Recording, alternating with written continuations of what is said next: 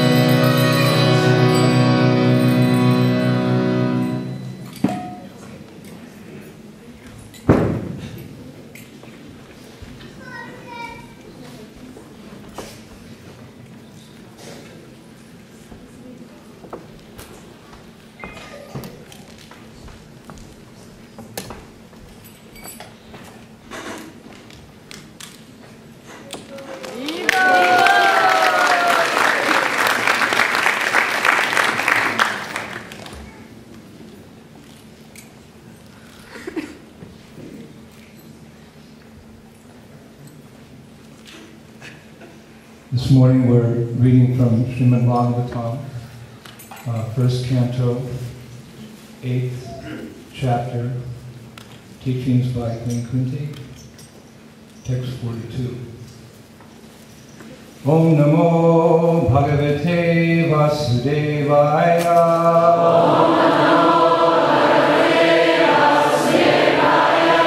Om Namo Bhagavate Vasudevaya.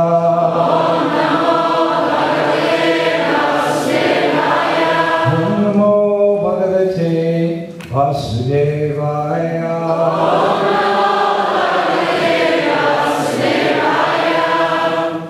This verse.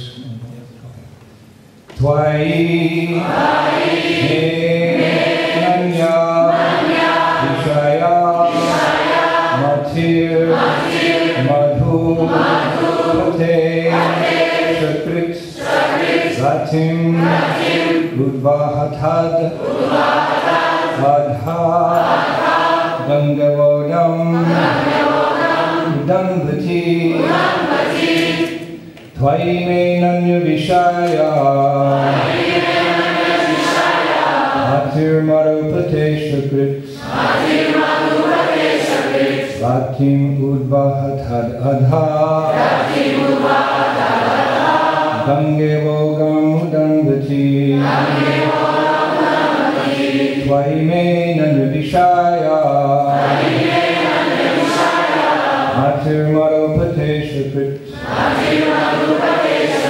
Ratim Udvahatad Adha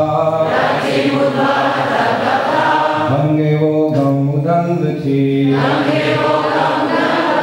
Tvai me nanya vishaya Matir Marupate Shakrit Ratim Udvahatad Adha Gange Vogam Danvati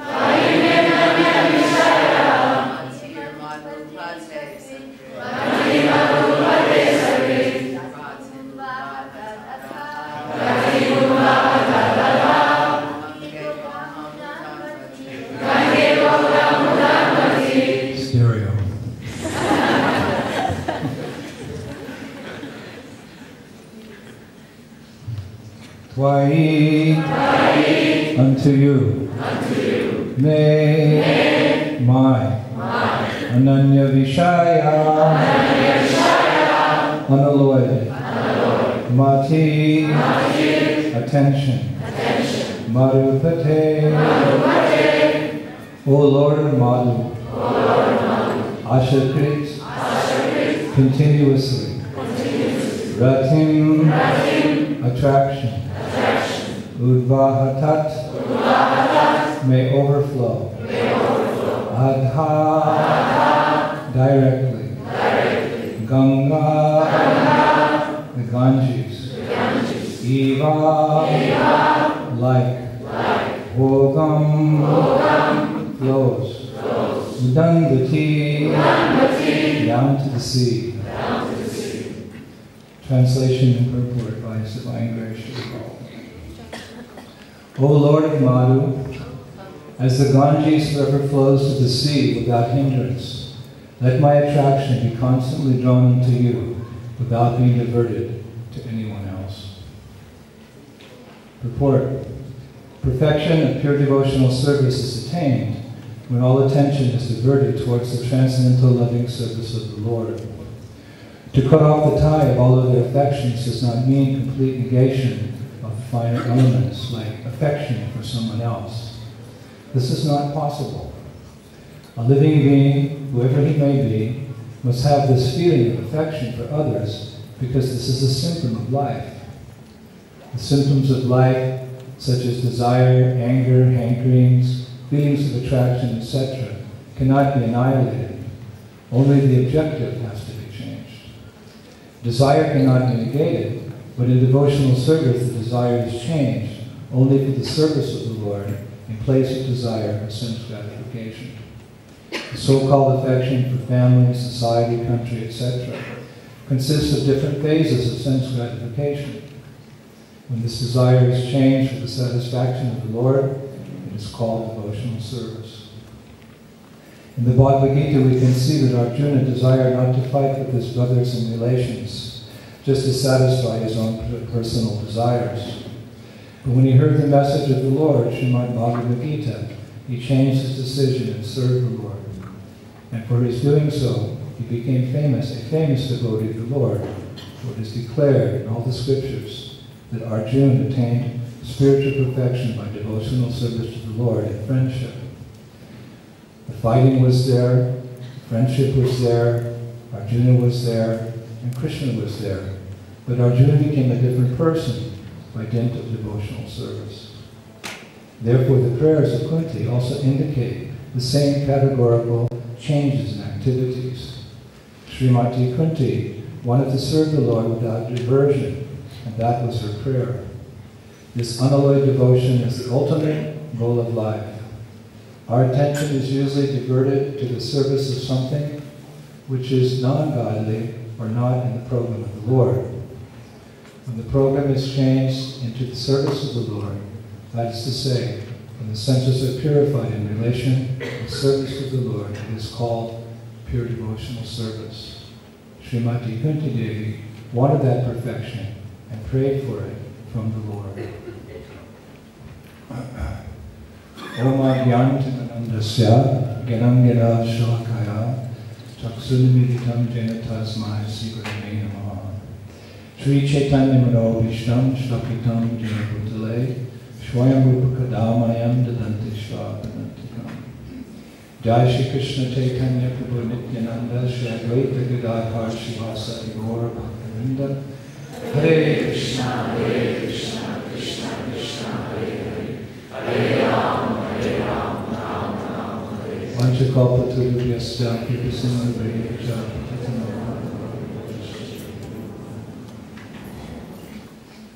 I first of all have to admit that I'm quite embarrassed to be the first Bhagavatam speaker, because I have so many other illustrious godbrothers who are much more better speakers than me and more advanced than me in Krishna consciousness. But I would do anything to satisfy His Holiness, Satchidananda Swami Maharaj, my good friend, my hero in Krishna consciousness. So on his order only I'm doing this. So this verse of Srimad Bhagavatam is one of the prayers that Queen Kunti offered to Lord Krishna just after the battle of Kurukshetra, as the Lord was preparing to return home to Dwarka. Prayer, or as we say in Sanskrit, bandhanam, is actually one of the 9 processes of devotional service. Shravanam, Kirtanam, Vishnu, Smarnam, Padasevanam, Archanam, Bandhanam, Dasyam, Saknam, Atma Nivedanam. And our acharyas have pointed out that one can take up either one or a combination of these 9 processes of devotional service and become Krishna conscious. Prayer reveals the deep feelings that one has in one's heart for Krishna. Because in our routine activity we're doing so many things, saying this and saying that. But when we take a moment to sit and to pray to Krishna or the spiritual master or the Vaishnavas, we're taking the opportunity to reveal what is really deeply within our hearts. Well, it's very important to express these prayers. Of course, if one doesn't have that love, that genuine love yet for Hari Guru Vaishnava, that's okay. One can repeat the prayers of pure devotees as they're given like this in Srimad Bhagavatam. And by repeating those prayers continuously, gradually develop the same loving sentiments. This is the process of devotional service. Just like a child learns to talk. How? By imitating the parents. So in the same way, by repeating the prayers of pure devotees, and there are so many pure devotees, revealing their hearts in this Grantaraj, Srimad Bhagavatam, we get a sense of what is pure devotion. And by engaging in the process of devotional service, this combination of repeating the prayers of great devotees and following in their footsteps by engaging in devotional service, we gradually come to the stage of perfection. Kunti Devi's prayer this morning is actually very instructive because it actually reveals, you could say, the essence of Krishna consciousness. What is the essence of Krishna consciousness? Well, there's a nice phrase. To always remember the Lord and never forget Him. This is the goal of all our activities in Krishna consciousness. To come to the stage where we're always remembering Krishna and we're never forgetting Him. Last spring I was traveling in America and I did a program somewhere. I think I was leading a bhajan or something. A devotee walked in and he had this t-shirt. On the front of the t-shirt it said, "Always remember Krishna." Oh, that's a nice t-shirt. I'd like to have a t-shirt like that. Then he passed by me and on the back it said, "And never forget Him." I really want that t-shirt. Always remember Krishna on the front and the back, ... and never forget Him. Oh, that is the best, very best t-shirt. You know, people wear t-shirts to kind of express who they are. So I'd like to be like that. In the Padma Purana, there's a similar verse. Smarta vyasa tatam vishnur, vishmataryo na jatujit. Then one should always remember Krishna and never forget Him. This is the Sanskrit. This is a very simple instruction. But as all of us have experienced, it's not so easy to always remember the Lord. If you took if you could like list your thoughts during the day, God forbid, at this stage, and you'd see how many thoughts are given to Hari, Guru, and Vaishnava, and how many thoughts are for our selfish purposes. It might be a little embarrassing. It might be good for us, actually. It's not easy to always remember the Lord and never forget Him. Why? Because we have so many other things that we're thinking about in this world due to our conditioning. Prabhupada has said aptly that we have been in this material world since time immemorial. Think about that. Even a computer cannot calculate how many births we have been in this material existence since we left the spiritual sky. And as a result of traveling through this material existence, it's a lot of dust in the heart.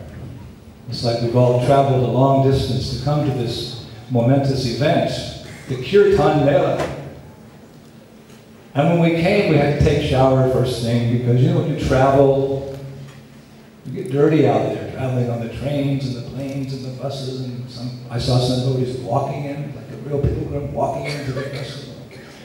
So some dirt is accumulated, so we take bath and we cleanse.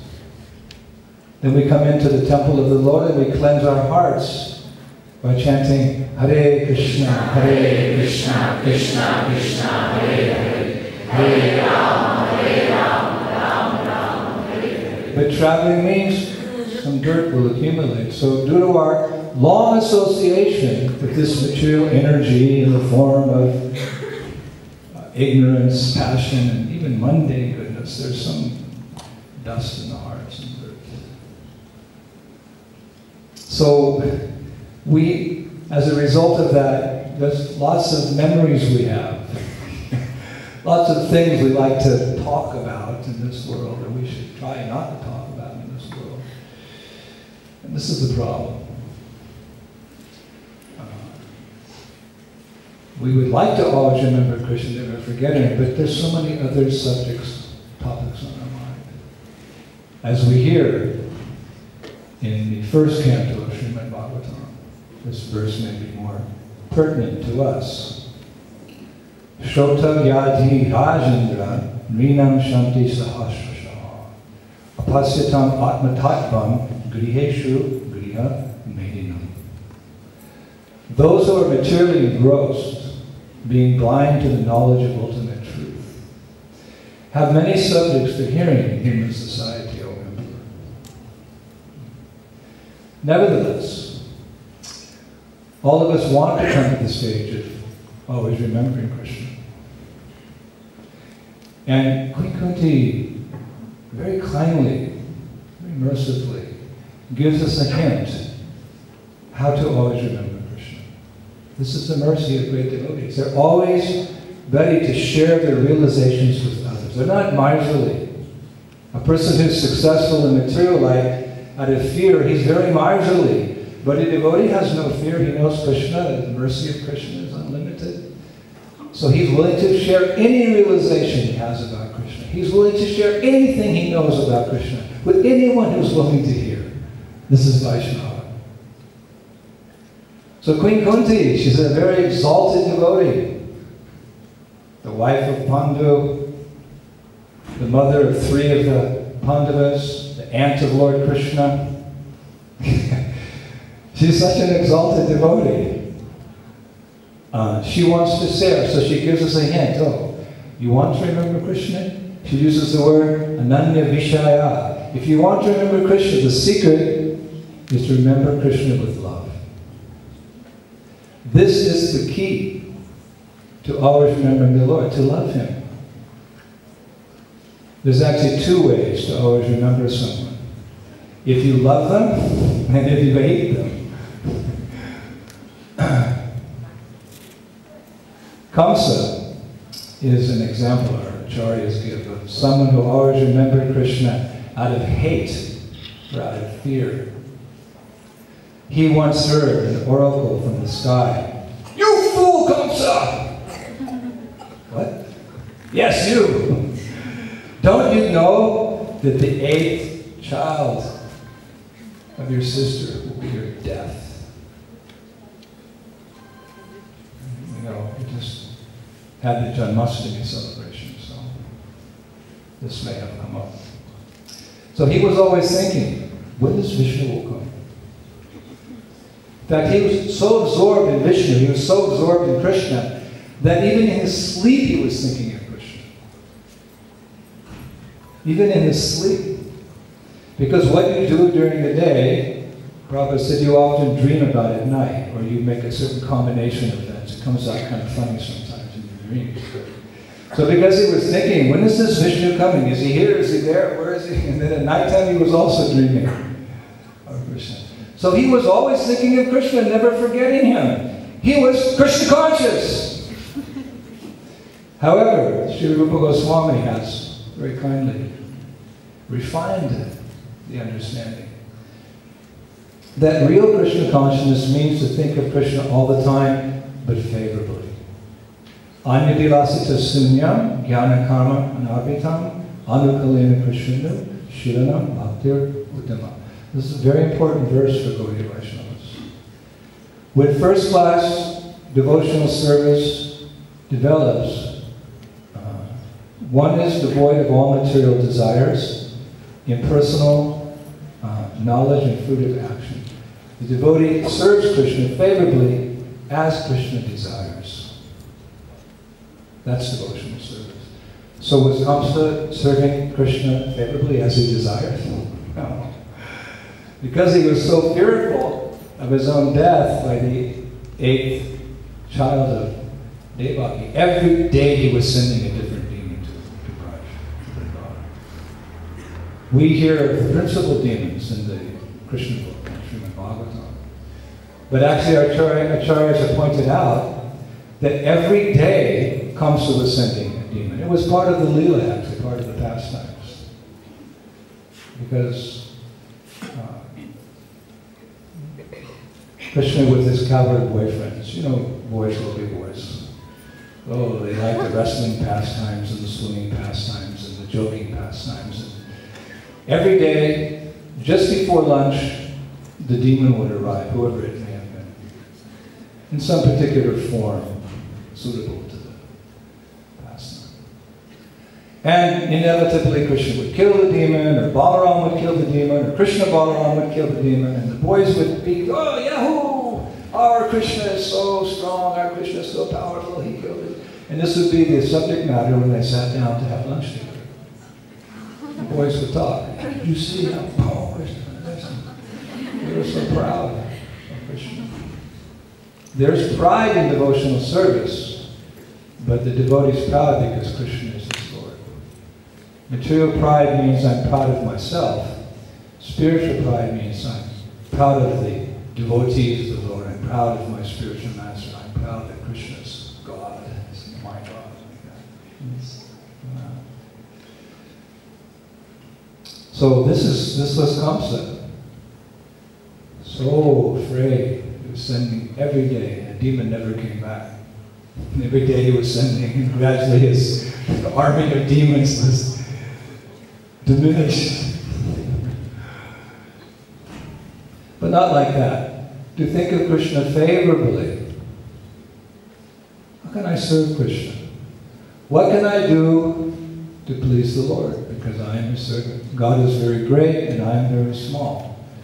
My duty is to serve the Lord and give Him pleasure.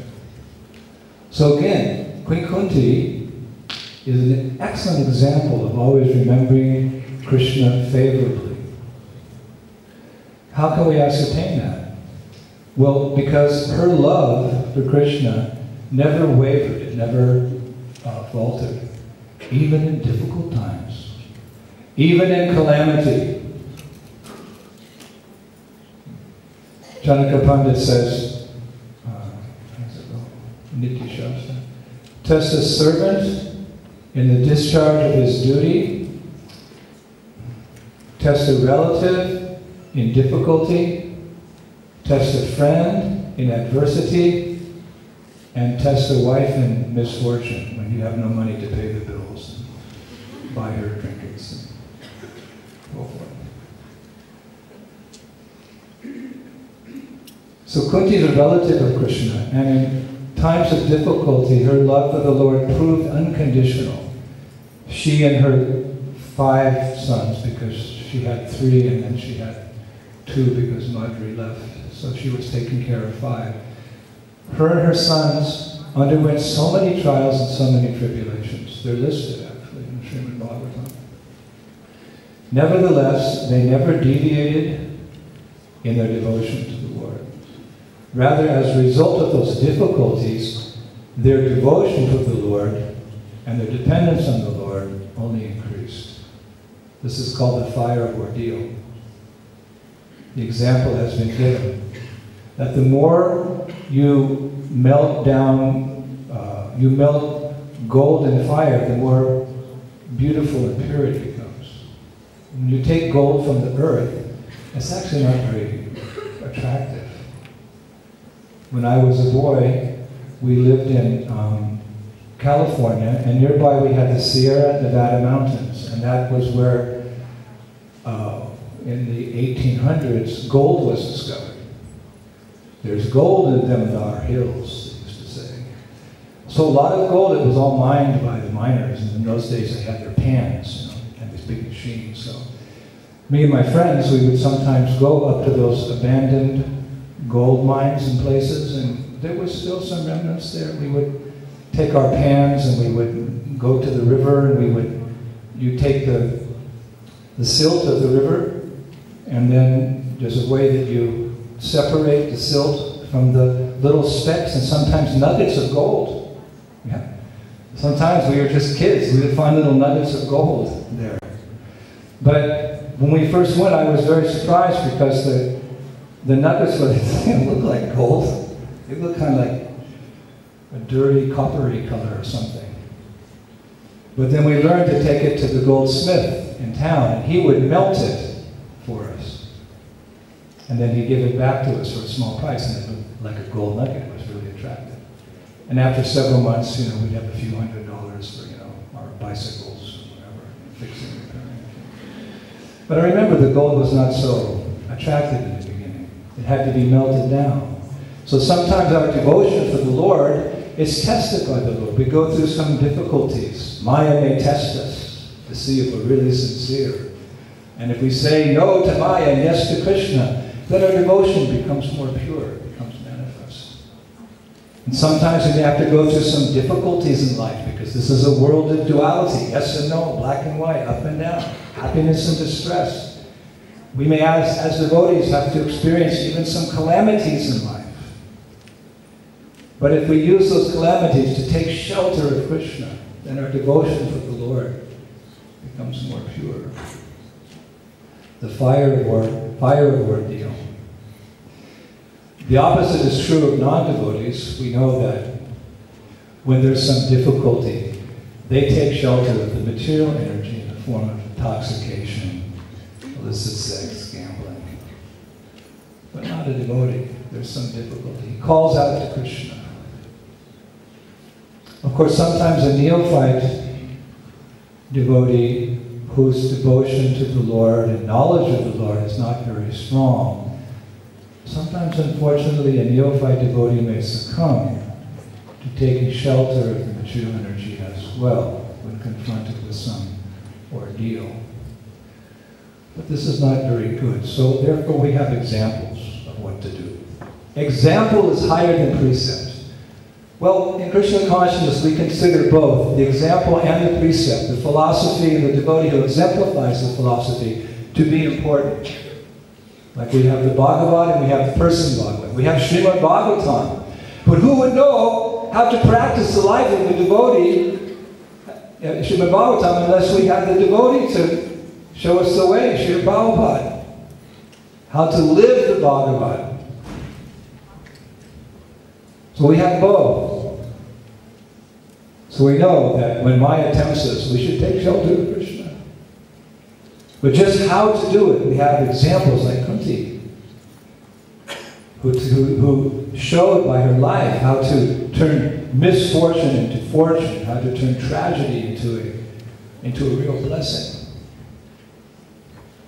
She never wavered in the midst of all those calamities. She was always calling out to Krishna. In fact, she prayed for those calamities to keep coming. Because when there were no calamities, Krishna was very far away. But as soon as there was some calamity, she called out, Krishna, help. Krishna would come. So she felt closer to the Lord when there was some difficulty. He would come to protect her. Actually, Kunti Devi was not part of Krishna's pastimes in the holy places like Vrindavan or Mathura, Dwarka. She lived in Hastinapur with her sons. But her devotion was such, the Lord would come to her. Sometimes Krishna would leave Dwarka to come to Hastinapur to inquire how Kunti and the Pandavas were doing. This is how strong her devotion was. We go to the Dham to see the Lord, but her devotion was such that Krishna would leave the Dham and come to Hastinapur to see Queen Kunti. She's such a special personality.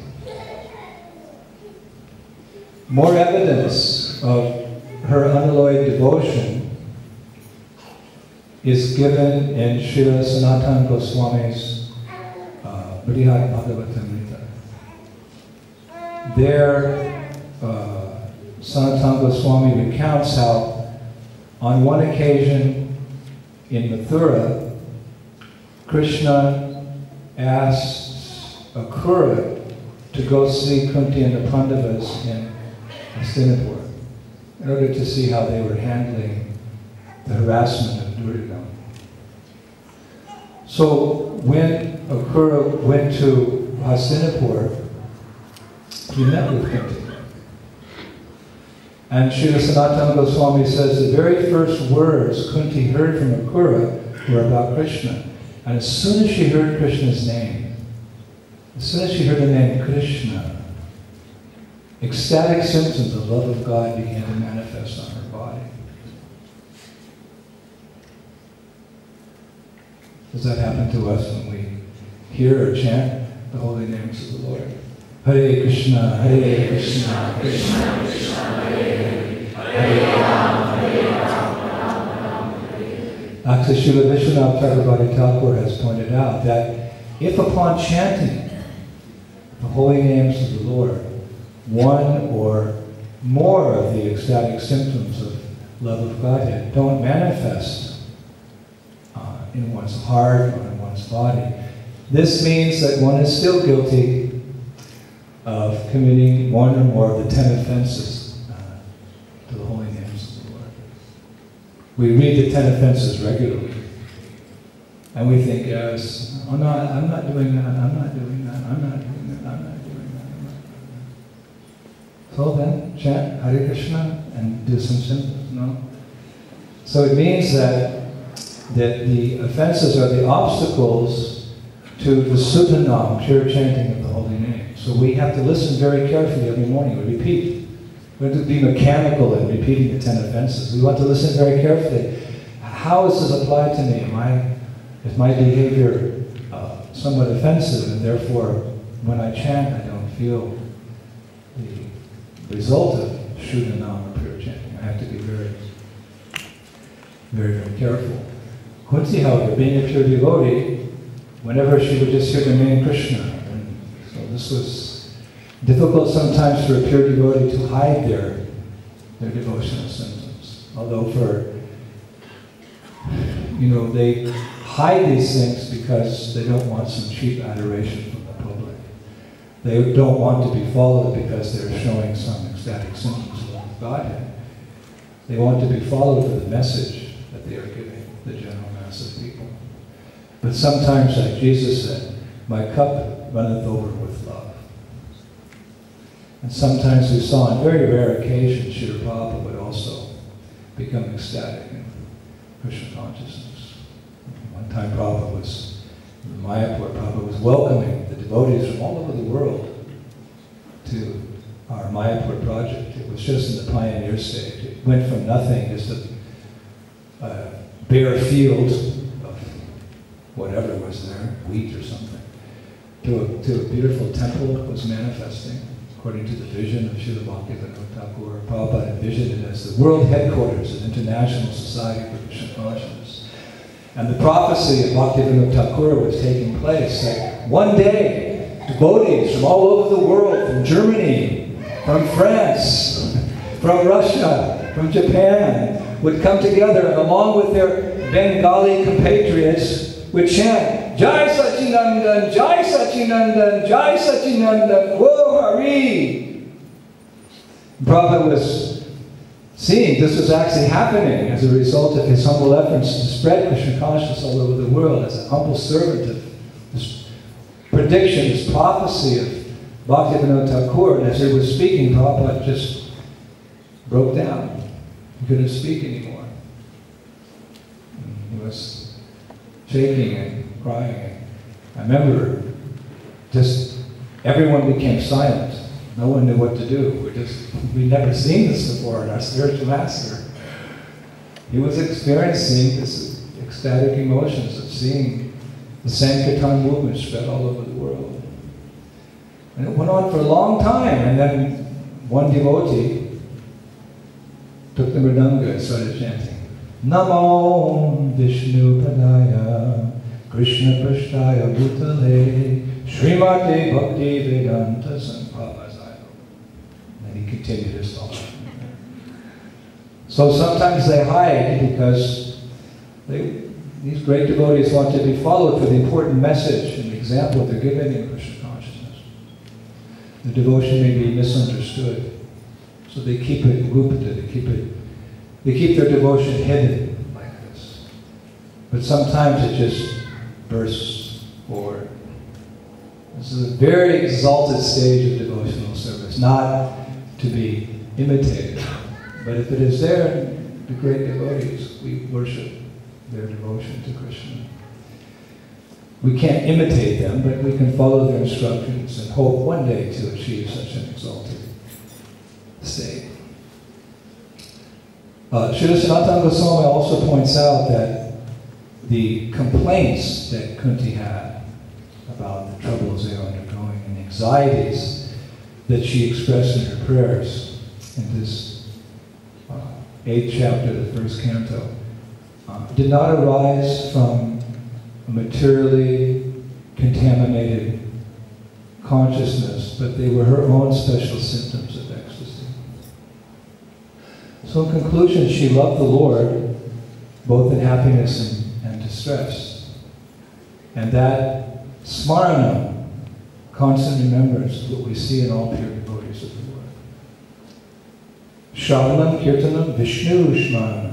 The result of sincere hearing and sincere chanting is this remembrance of the Lord. It's very appropriate that Shravanam, Kirtanam, Vishnu Smaranam, Parasevanam, Archanam, Bandham, Dasyam, Sakyam, Atma, Nivedanam. Although one can take up one or a combination of these basic 9 processes of devotional service, it's very nice that it begins, that the verse actually begins from Shravanam, and then Kirtanam, and then Vishnu Smaranam. Shravanam, we begin the process, our tender creeper of devotion. It wakes up like springtime. The seeds are there, the farmer may plant them sometime, and then they're just dormant in the ground.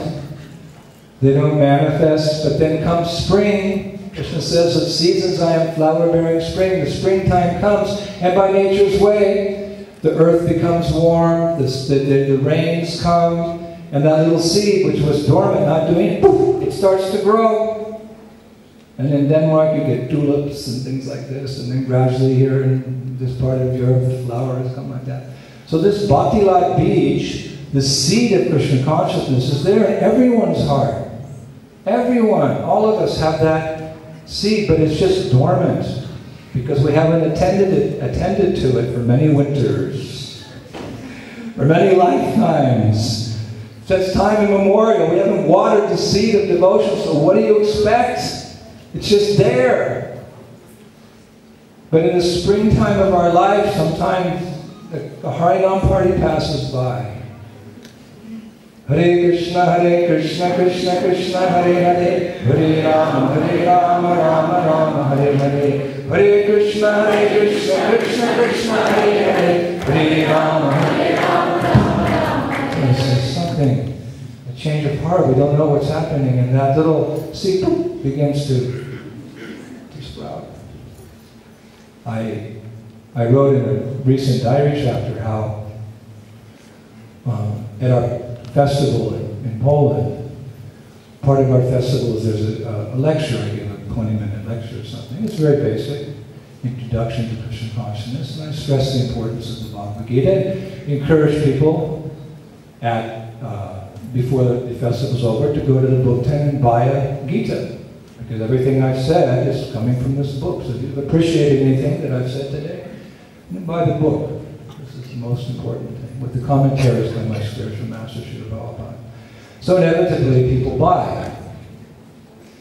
And after one lecture, a man, a distinguished looking man actually, it was summertime, so people dressed quite casually along the coast, but in this occasion, the gentleman was not dressed casually, he was a real gentleman. He was dressed in nice slacks and a nice shirt, and he had a very fine watch on, and ring, and nice shoes, and little vest, and he was listening carefully. So when I'm speaking in public, I always try to find one or two people who are really listening, and I speak to their hearts. And I pray, Krishna, please, let this message. The technique of public speaking, because so many people are not interested or just hearing, but there's some always 10% that. So I remember just watching this man, so afterwards I was by the book tent. I always mention, if you buy a book, then please, you'll see me wandering around the festival, and I'll be very happy to give a little dedication with a signature and date, so you can remember this memorable cultural event in this beautiful town during the summer. And I stand by the book tent. And, you know, people come, we do 10, 15 Gitas every evening, like that. So then I'm signing and I look, and there's the man in line waiting with his book. It was so satisfying. You know, oh, so he's heard Krishna's message, and something's there. I didn't know how much was there. You never know who's who. So he comes forward, and as he's handing me the book, he just spontaneously, this gentleman, very distinguished, and he just jumps forward and he praises me, he gives me this huge hug. And then he starts crying. Then he starts sobbing. Like, you know, his body shaking. And I could feel his tears going down my arms. He's crying and crying and crying. And then, you know, I hugged him, and then I kind of let go after a while, but then he got tired. And everyone's looking, his wife's there. He was a physicist. He taught physics in a university. And then finally he goes, and he goes, oh, he said, please, he said in English, please excuse me. He said, I never do things like that. I don't know what overcame me. Something overwhelmed me. He said, you know, in your lecture, he said, you poised all the questions I've ever had in life, and I never found an answer. And one by one, not me, Prabhupada, you answered every question I ever had in life. And now in the moment, I'm just so, now he said, now I know, when I read this book, I'll probably understand everything I ever wanted to know. Then he got all emotional again, tears started. I said, yes, it's true. So something like that. This happens. That seed is there. It's just waiting to be watered. And what is that watering process?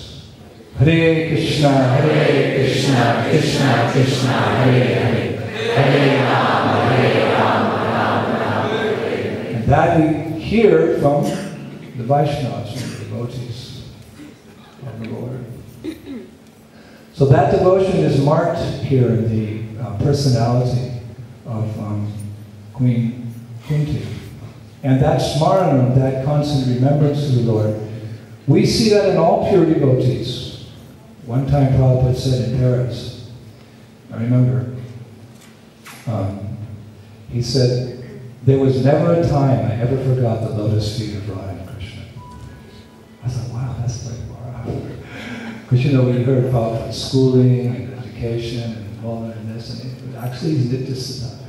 Never was there a time, he said, I ever forgot the lotus feet of Radha Krishna. And our choice, I pointed out that this ability to remember Krishna out of love, this is especially manifest in the hearts of the residents of Vrindavan.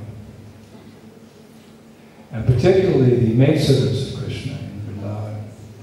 They love Krishna more than anyone's ever been loved before. So Mahaprabhu personally marked their devotion. Aradyo Bhagavan Bhajesha Tanayata Dhamma Vrindavanam Ramya Kichit Upashana Bhraja Vadhu Vargena Ya Kalpita.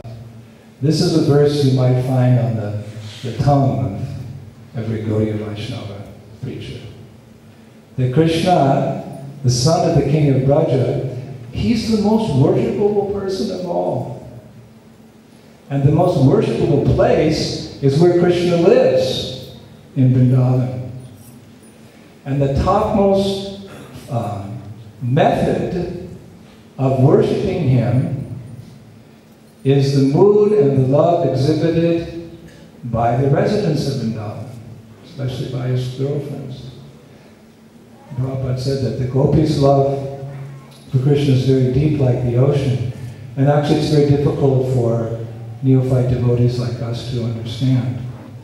But elegance is truth spoken concisely. And in one lecture, Srila Prabhupada, he spoke about the gopis' love for Krishna in a very concise way, but very revealing. He said the gopis never ask Krishna for anything. They just wanted to know what will please Krishna. So essentially, we're all followers in their footsteps. It's understood that Prabhupada has commented that the devotees who participate in the Sankirtan movement of Sri Chaitanya Mahaprabhu, it's generally understood that their goal is to go back home to Sri Vrindavan Dham. Although devotees may manifest at some stage of Krishna consciousness some attraction for an incarnation of Krishna, generally those who take shelter of Lord Chaitanya's Sankirtan movement, they're aspiring for Sri Vrindavan Dham. They want to follow in the footsteps of those devotees who have the topmost devotion for Krishna.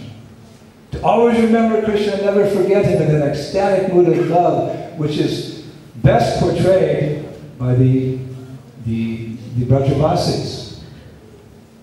So we want to follow in their footsteps. To become a lover of the Lord, it's recommended to follow in the footsteps of one who's a lover of the Lord. Just like yesterday when we were asked to speak. We revealed, we expressed our real intention in coming here was to get the association of His Holiness Satyananda Swami Maharaj. This whole festival was his idea, inspired from the heart. Tesham Satadayuktanam Bhajatam Pratipurvikam Dadami Buddhi Yogam Tam. To those who serve me with love and devotion, I give the understanding by which they can come to me. So this whole event is born from the heart of Maharaj because he has such a taste for Kirtan. So I would also like to have that taste for Kirtan. So although it was, right after our festival tour, literally, we had our last festival August 28th and 29th, I was driving here. Some devotees were saying, "You're crazy, Maharaj, you should take a break." A break? When there's the Kirtan Mela? 6 hours away? And His Holiness Satyananda Swami is there, and so many illustrious godmothers and devotees who have this Nam-ruchi. No way I'm going to take a break. I'll sleep for a few hours in the van.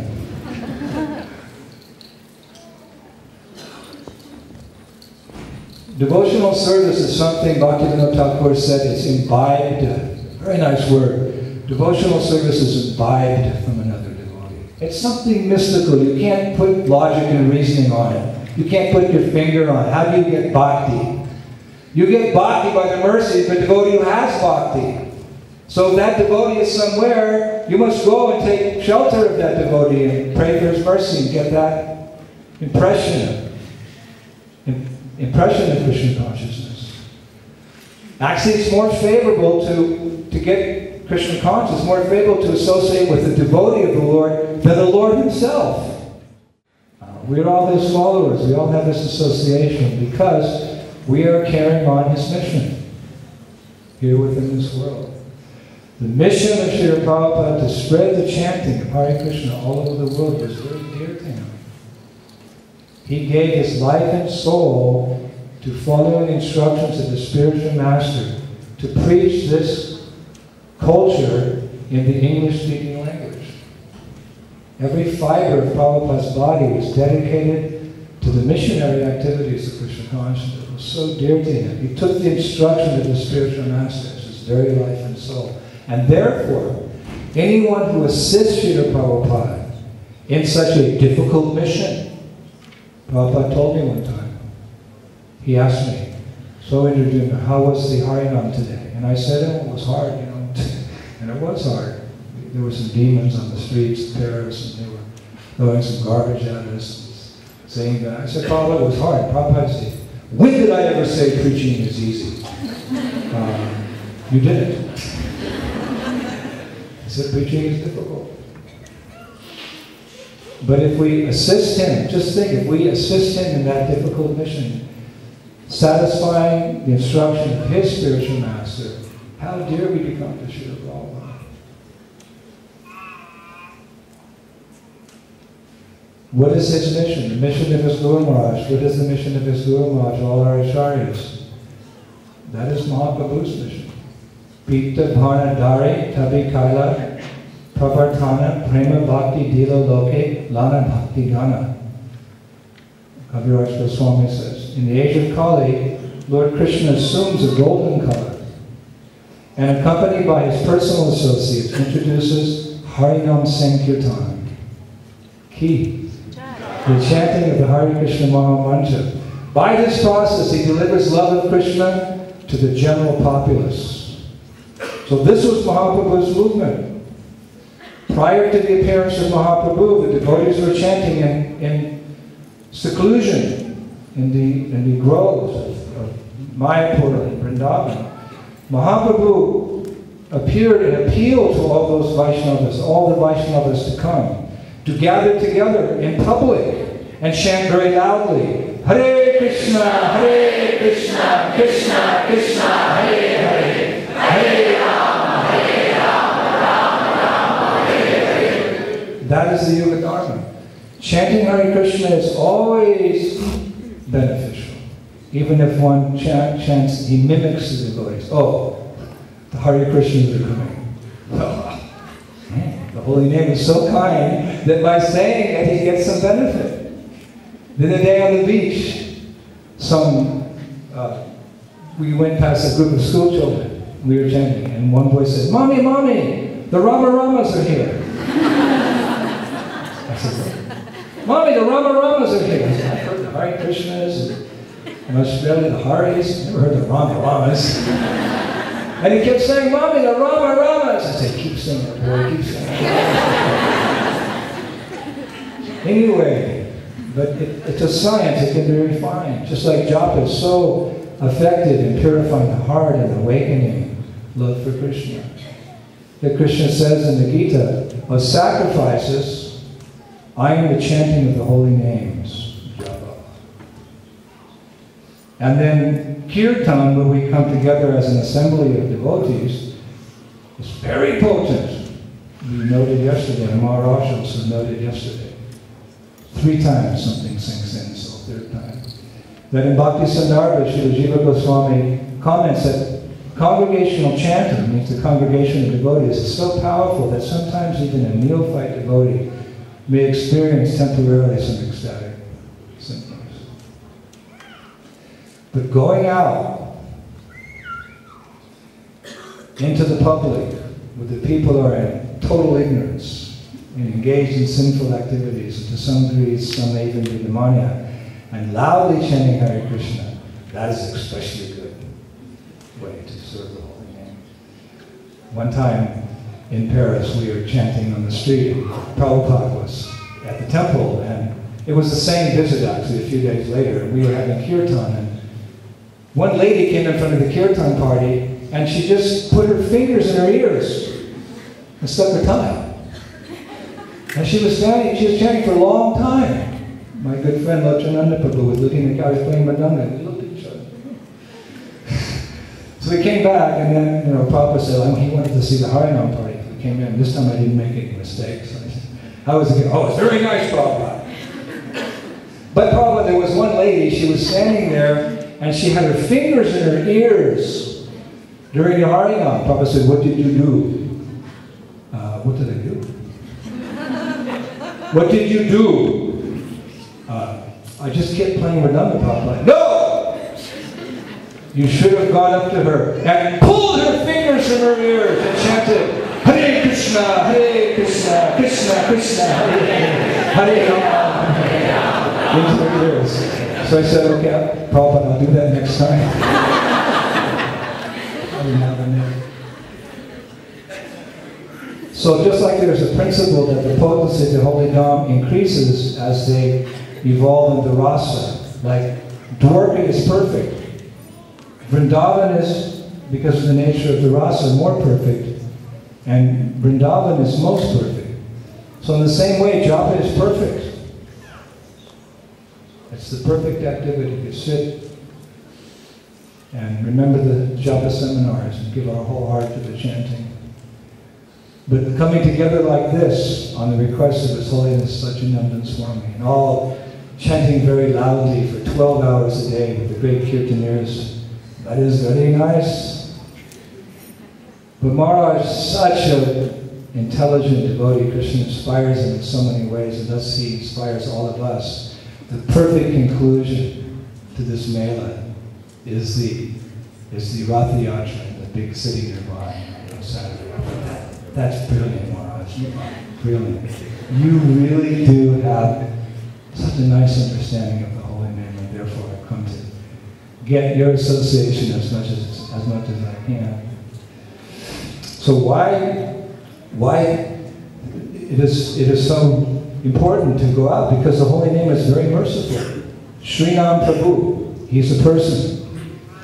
And his desire, he is descended, Kali Kali Namarupa Krishna Avatar, as an incarnation of the Lord in the form of sound to deliver conditioned souls. So if we take him on the tip of our tongues to the towns and we chant, well then he's very merciful to us. If you want mercy, this is the best way to get mercy, to follow the instructions of the Lord and His pure devotees. And when this Mela is over, go back to your Prabhu Datadesh. Prabhu Datadesh means that place where you're preaching, where you're spiritual masters, and the Lord has given you that little part of the country, or part of the world where you're responsible for advancing the movement, and chant japa very seriously, and come together with the devotees, and then in some form or another, through festivals, through book distribution, through Harinam parties, through whatever way, share your good fortune with others, and this makes the process complete.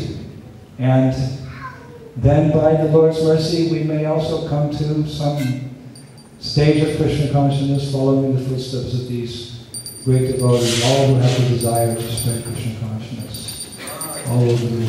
Grantara Srimad Bhagavatam ki, Srila Prabhupada ki, Bhagavatam Bhaladeva ki, Shri Kirtan Mela in Germany, first year.